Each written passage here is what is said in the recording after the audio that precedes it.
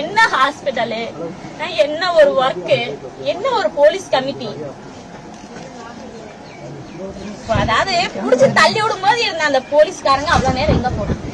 கூட்டம் கூடுதுன்னு தெரியும், அந்த கூட்டத்துல பாதுகாப்பு கொடுக்கணுங்கிறது அவங்களோட பொறுப்பு தானே. கூட்டம் வருது, மாநாடு நடக்குது அப்படின்னா ஒரு போலீஸ் கமிட்டி என்ன பண்ணும்? அந்த இடத்துல பாதுகாப்பா நிக்கணும். ஏன் நிக்கல?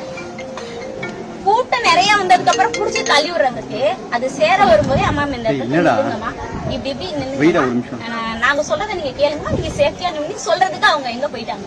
அதே முன்னாடி அவங்க பண்ணல, புடிச்சு தள்ளி விட மட்டும் அவங்களுக்கு தெரியும். அதே பாதுகாப்பு கொடுக்கும் போது அவங்களுக்கு அது தெரியும்.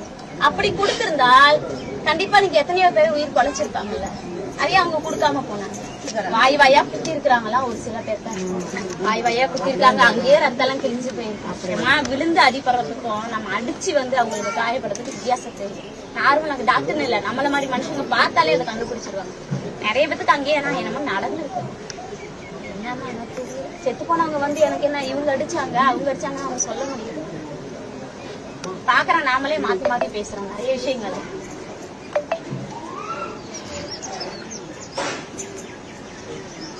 போயிட்டான், இதுக்கு மேல என்ன பண்ண முடியும்? போயிட்டான்னு நினைச்சிட்டு அழுதுகிட்டு மனசுக்கு ஆறுதலை தேடிட்டு அப்படி உட்காந்துருக்க முடியல.